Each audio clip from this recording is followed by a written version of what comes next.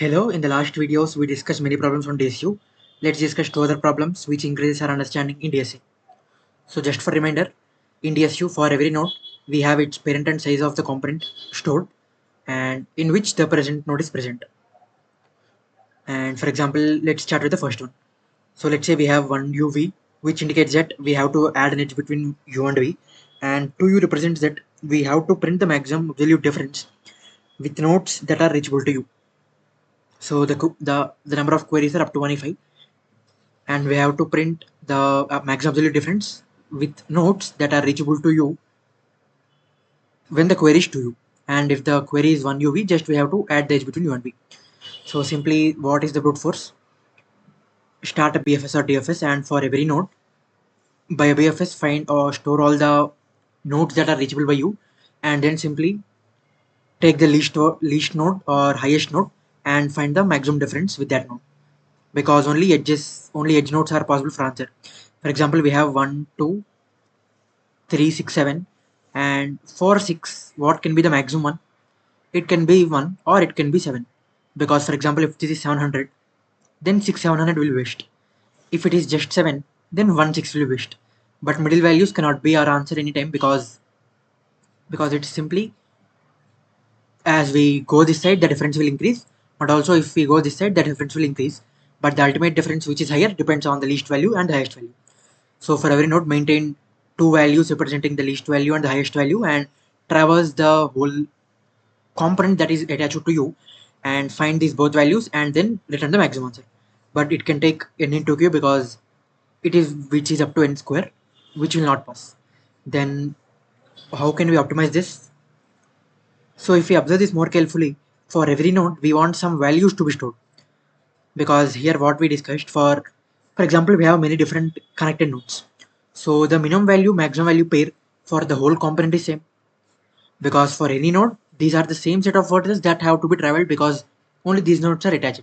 So unnecessarily, by we are in the brute force unnecessary, we are doing BFS for every node to get the same pair every time. So instead of doing this, what if we have a store? What if we stored some unique value representing the minimum value maximum value in that component, so that we can get answer in off one without doing BFS or DFS. So initially we can do a BFS or DFS anything in off n, and then as they're already stored, then for every query we can find the answer in off one.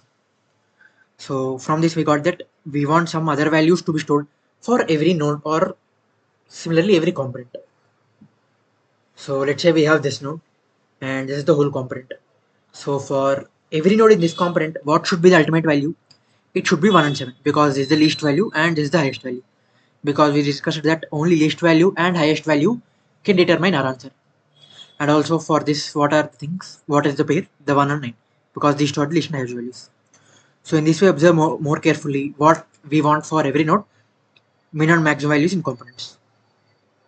So in DSU, if you remember, we simply have a parent and size of every node in every component. Because for example, we want a size of node. We don't want the size of the node rooted at the present node, right? We just want the number of nodes that are attached to that node. So it simply boiled down to finding the answer for ultimate parent node.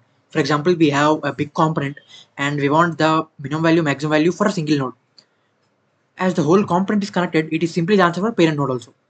So in the way, we can modify the code of DSU, where we can add two vertices, maximum and minimum also, so that it will be same like size of any other node in normal DSU. So we can think that why we are storing a vector of maximum and minimum, because we are only storing for parents, because only for unique values we want this maximum minimum, so that for any node will ultimately reach to the parent and ultimately we will return this minimum value and maximum value. So we can get an idea why we are not storing the values and why we are storing vector. Just think of why we are using vector of size here, because for any node we can return the size of that. That's why we, instead of storing some other things, we can just store simply a vector of maximum minimum value and simply initialize minimum to n and maximum to n, or you can initialize to anything and then initialize parent of I, and then also initialize maximum of I and minimum of I with the value of I, so that initially every node has a maximum value, minimum value of that itself. Similarly, like size is equal to 1, parent is equal to itself, and minimum value of that node is that value itself, and maximum value of that node is that value itself. We initialize the DSU, and then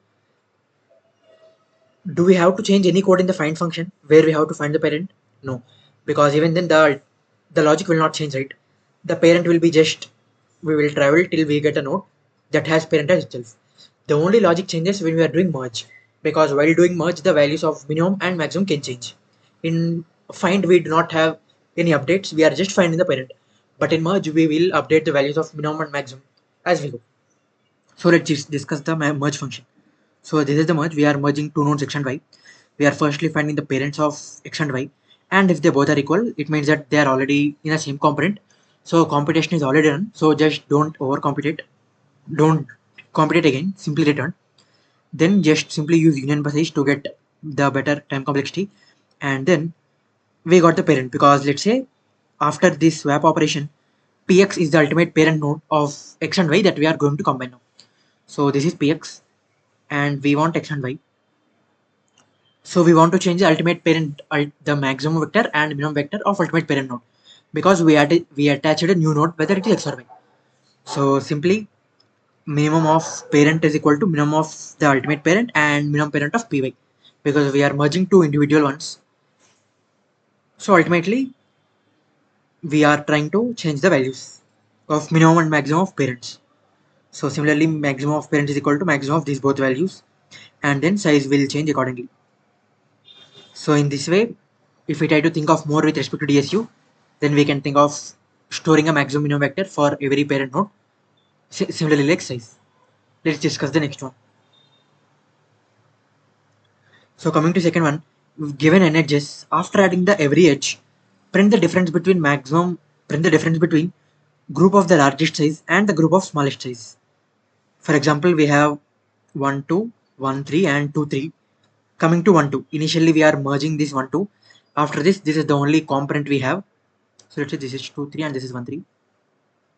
After adding 1 2, we have only one component, so the answer is 0, because the largest is 2 and the smallest is also 2, so the answer is 0. Then after coming to 2 3, so we have 1 2, we have 4 3, so we have some 4 3. Then we are getting a new component. Even then the minimum size is 1 and the maximum size is 1, so the answer is 0, and so on. So as we are adding the edges, we have to print this group of largest size and the group of minimum size. So if we try to observe this is not a property of node, it is related to whole graph, because for example this is the original component 1, this is the original component 2. We are adding a edge here where it is one of the old nodes in this component, and this is the new node that we are attaching to. So if we are adding this, the ultimate answer will depend on the whole graph, right? Because it will depend on the component of this obviously, but also it will depend on the component, it will depend on the size of component, which is not this one. If this size is maximum, it will depend on the minimum size of the other component. So in this way, this is not simply a property of a node or a component, it is simply related to whole graph. So we cannot do like before, storing some maximum minimum for a single component, because that gives us a simplicity to find the answer for a single pair component itself, but not the whole graph. But here we want the answer for whole graph, but simply not the individual component.